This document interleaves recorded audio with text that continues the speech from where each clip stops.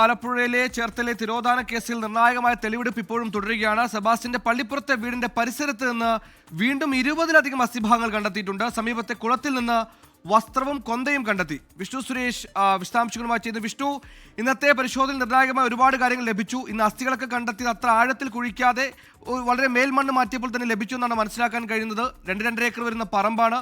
ഇവിടെ പല ഭാഗങ്ങൾ കുഴിക്കേണ്ടതുണ്ട്, അതോടൊപ്പം തന്നെ കുളങ്ങളുണ്ട്. അങ്ങനെ എങ്ങനെയാണ് ഇന്നത്തെ ഒരു തെളിവെടുപ്പ് പുരോഗമിക്കുന്നത്? ഗ്രൗണ്ട് പെനിട്രേറ്റിംഗ് റഡാർ അടക്കം ഇന്ന് എത്തിക്കാൻ സാധ്യതയില്ലല്ലോ. ഇനി എന്തൊക്കെയായിരിക്കും മുന്നോട്ടുള്ള വഴികൾ? ഇപ്പോൾ ലഭിച്ച കാര്യങ്ങൾ എന്തൊക്കെയാണ്?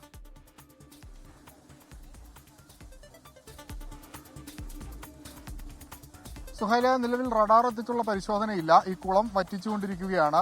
3 കുളങ്ങളുണ്ട്, അതിലൊരു കുളം വറ്റിച്ചു. അതിൽ നിന്നൊരു വസ്ത്രം കണ്ടെത്തിയിട്ടുണ്ട്. അതോടൊപ്പം തന്നെ കെടാവർ നായ എത്തിച്ച് ഈ വീടിന്റെ പല മേഖലകളിൽ പരിശോധന നടത്തി. ആ പരിശോധനയിൽ ചില വസ്തുക്കളൊക്കെ കണ്ടെത്തിയിട്ടുണ്ട്. പക്ഷേ ഈ വസ്ത്രവും ഈ കണ്ടെത്തിയ വസ്തുക്കളും ഒക്കെ ഏതെങ്കിലും തരത്തിൽ കൊലപാതകവുമായി റിലേറ്റഡ് ആണോ എന്ന് സംശയമുണ്ട്. പ്രത്യേകിച്ച് ഇയാൾ ഒരു സീരിയൽ കില്ലറാണ്, വളരെ ബുദ്ധിമാനാണ് എന്ന് ക്രൈംബ്രാഞ്ചിന് പറയുന്നു. അങ്ങനെയെങ്കിൽ ഇയാളെ വസ്ത്രങ്ങൾ ഒരിക്കലും ഈ കുളത്തിൽ ഉപേക്ഷിക്കാനുള്ള സാധ്യതയില്ല. ഇത് ഉപയോഗശൂന്യമായി കിടന്നിരുന്ന കുളമാണ്. ഒരുപാട് വീടുകൾ സമീപത്തുണ്ട്. അപ്പോൾ ആരെങ്കിലും കൊണ്ടിട്ടതാകാം എന്നാണ് പോലീസിന്റെ ഒരു നിഗമനം. പക്ഷേ ഈ കേസന്വേഷണത്തിന്റെ ഭാഗമായി എല്ലാ തെളിവുകളും എല്ലാ വസ്തുക്കളും ഇഴകീറി പരിശോധിക്കേണ്ടത് അനിവാര്യമാണ്. ആ ഒരു പശ്ചാത്തലത്തിൽ അതെല്ലാം പോലീസും ഫോറൻസിക്കും ഒക്കെ സമാഹരിച്ചിട്ടുണ്ട്. ഇന്ന് ഏറ്റവും പ്രധാനമായി ലഭിച്ചത് 4ഓളം വരുന്ന അസ്ഥി കഷ്ണങ്ങളാണ്. അത് ഏറ്റവും ആദ്യത്തെ തെരച്ചിൽ തന്നെ ലഭിച്ചു. പക്ഷെ അതിനുശേഷം ഒരു പോസിറ്റീവ് റിസൾട്ട് ഉണ്ടായിട്ടില്ല. ഇപ്പോൾ എല്ലാ മേഖലകളും ഈ വീടിന്റെ പിറകുവശത്തെ എല്ലാ മേഖലകളും കേന്ദ്രീകരിച്ച പരിശോധന നടത്തുകയാണ്. മൂന്ന് മേഖലകളാണ്. ഒന്ന് JC ഉപയോഗിച്ച്, അതോടൊപ്പം തന്നെ കെടാവർ നായ ഉപയോഗിച്ച്, ഒപ്പം പോലീസുകാരുടെ ഹാൻഡ് ആയിട്ടുള്ള പരിശോധന നടത്തുന്നുണ്ട്. സെപ്റ്റിക് ടാങ്ക് അടക്കം മാറ്റിക്കൊണ്ട്, അല്ലെങ്കിൽ സെപ്റ്റിക് ടാങ്ക് അടക്കം പരിശോധന നടത്താനുള്ള തീരുമാനത്തിലേക്ക് എത്തിയിട്ടുണ്ട്. അല്പസമയത്തിന് തന്നെ ആ പരിശോധനയും ആരംഭിക്കും. 4 അസ്ഥികഷ്ണങ്ങൾക്ക് അപ്പുറത്തേക്ക് കാര്യമായ ഒന്നും തന്നെ ലഭിച്ചിട്ടില്ല. ഇതിനകത്ത് ഇപ്പോൾ സെബാസ്റ്റ്യനെ ചോദ്യം ചെയ്തു വരികയാണ്.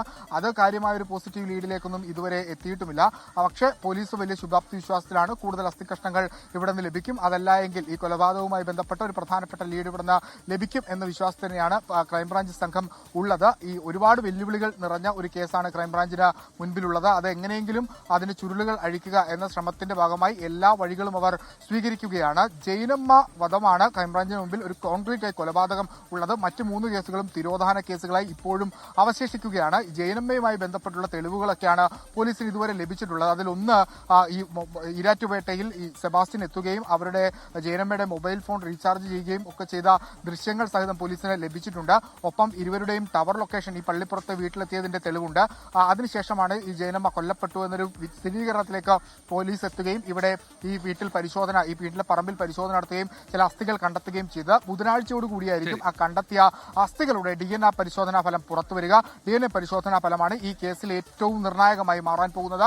അത് ആരുടേതാണ്, ഈ കണ്ടെത്തിയ അസ്ഥികൾ ആരുടേതാണെന്ന് ഈ കേസുമായി ബന്ധപ്പെട്ട് നിൽക്കുന്ന 4 സ്ത്രീകളുടെ ആരുടെയെങ്കിലും ആണ് എങ്കിൽ വളരെ എളുപ്പത്തിൽ തന്നെ കേസ് അന്വേഷണം മുന്നോട്ട് കൊണ്ടുപോകാനാകും. അതല്ല എങ്കിൽ വലിയ ബുദ്ധിമുട്ടുകൾ ക്രൈംബ്രാഞ്ചിന് നേരിടേണ്ടി വരും. ഒരു പക്ഷേ നാളെയും ഇതേ രീതിയിലുള്ള പരിശോധനകൾ തുടരും. കസ്റ്റഡി ദിവസം തീരാൻ ഇനിയും സമയമുണ്ട്. അതുകൊണ്ട് കുറച്ച് 2 ദിവസമോ അല്ലെങ്കിൽ നാളെ. അതിബുദ്ധിമാനാണ് സെബാസ്റ്റ്യൻ. 4 തിരോധാനങ്ങളുടെ സംശയത്തിലാണ് സെബാസ്റ്റ്യൻ ഉള്ളത്. അപ്പോൾ ഈ വീട്ടിൽ നിന്ന് കണ്ടെത്തുന്നതൊക്കെ അങ്ങനെ നിഷ്പക്ഷമായി നിഷ്കളങ്കമായി അവിടെ ഉപേക്ഷിക്കപ്പെട്ടതാണോ എന്ന കാര്യത്തിലടക്കം സംശയമുണ്ട്. എന്നാൽ വിശദമായ വിദഗ്ധമായ അന്വേഷണത്തിലാണ് ക്രൈംബ്രാഞ്ച് ഉള്ളത്.